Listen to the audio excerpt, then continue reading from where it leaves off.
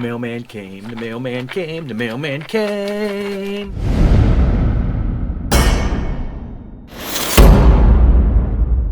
All right, everybody, Jeff here. So yes, I have a couple things that came in the mail. One is an album that, let's start with the album that came from a Kickstarter program from last year. And as everything's taking longer, albums are taking longer, Kickstarter programs are taking longer to get their content and send it to people, and finally it came. So, everything's a little month late. So yeah, we've been looking for this for a while, and they notified us it was on its way, and I was so excited. So, anyway, I just get into it because you probably don't even know who the band is anyway. Very few. This is Undercover Balance of Power. This is the 1990 release from this band. Now, the band Undercover, if you know anything about them, they are from the Christian side of things, and they started off as being a pop punk band back in early 80s. They had a couple albums that were that kind of upbeat pop punk. And then they, after three albums actually, they changed singers, and then the sound started becoming a little more alternative. And this would be the second album with the new singer. So it's definitely more of an alternative rock, hard rock at times. And I love both styles. I love both types of bands.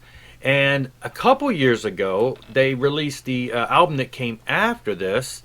The 1992 album Devotion had come out on they had released that as a Kickstarter also.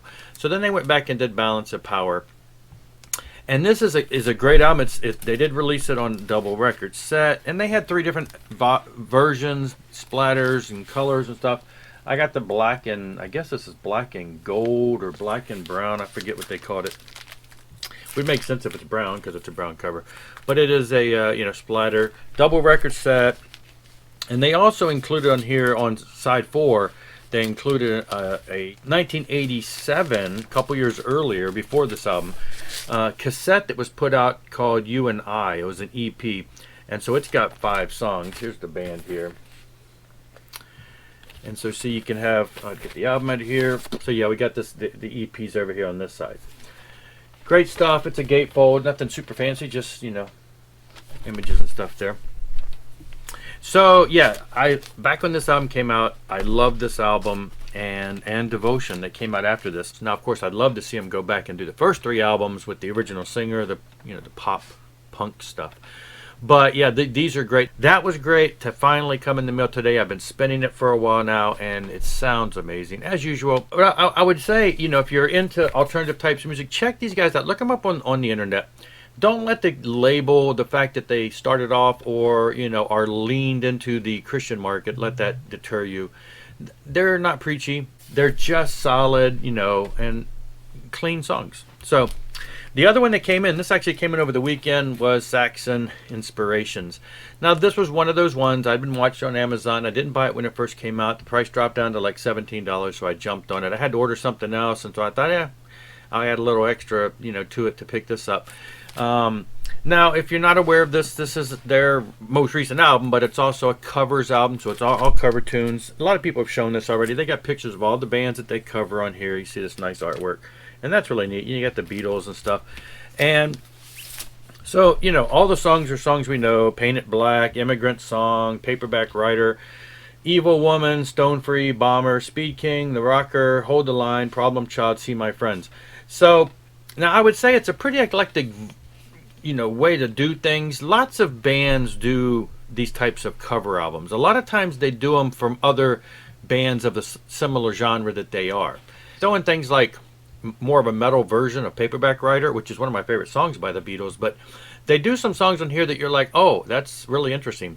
And most of them come across really well. And then there's a couple songs that I'm like, and this is only after one listen, so I'm gonna have to grow in it. So just some of the, Speed King, great. Hold the Line, I mean, come on, a pop song, that's kind of neat. A harder rock version of that.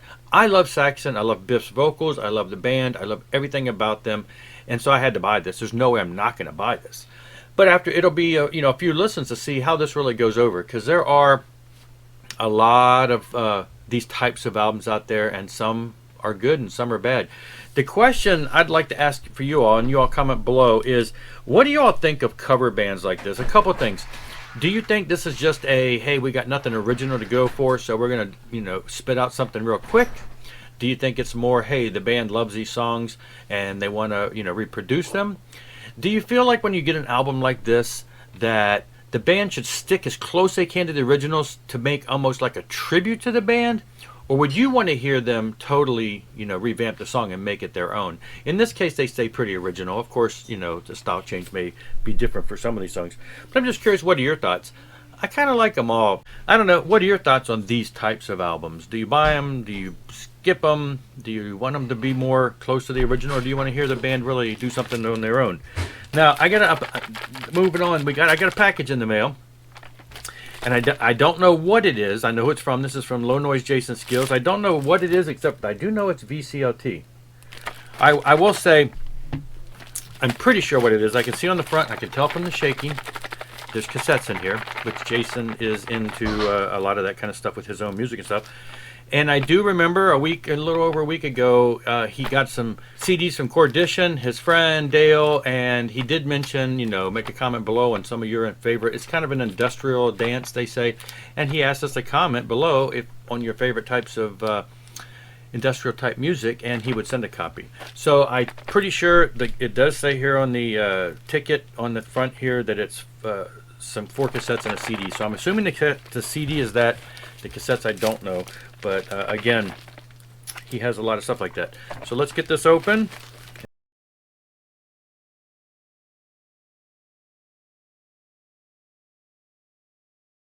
All right. Now, if you don't know Jason over at Low Noise Jason Skilz, definitely go check him out. I'll have a link below to one of his videos from this. Let me make sure there's nothing here. He's one of our rock and roll metal brethren, punk brethren from Canada. All right, like a little business cards thing that he's did before. Couple of things from my Low Noise label, some industrial and synth. Jason. All right. All right, yep, this is the CD that he was talking about. He got a box of these in, and he was saying if you want one, drop him a note. So check this out. This is like I say, some industrial. Now, I'm into the kind of industrial I have listened to the most would be more stuff that I think would fall into more of an industrial metal feel.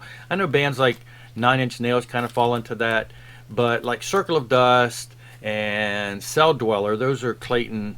He does both of those, and Scandroid and some other bands. And that's probably the longest he's done a bunch of stuff under those names, and that's probably the stuff I've listened to the longest. But there's a bunch of other bands out there, small bands that come and gone that have done that kind of style too. So it'd be interesting to check this out. All right, let's dig into these cassettes.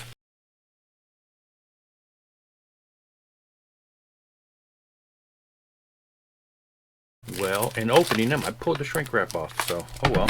And I've seen other people, various Doomsday. I think he mentioned that particular band was also on this cassette a while back. So now Jason does a lot. He has his own little label here that puts out material like this. He's big into like ambient and industrial noise, and he sent me some download codes the last time that he sent me some material, and it's really just that. I'm not as familiar with that genre, but it's a lot of like different noises and frequencies, and so I am not, I don't have a whole lot of that. This is beautiful red. Robert T. I've seen a lot of these. He has shown a lot of these in previous videos. And I know the stickers, there's some tape on there that makes it hard to see that. I wrote him and said, you know what this industrial music is missing? Drums. As a drummer, that's what I'm always listening for. So I'm like, I should get my recorder out and try to record this, a 2014 album. Get my recorder out. I got a little cheap electric drum set over there.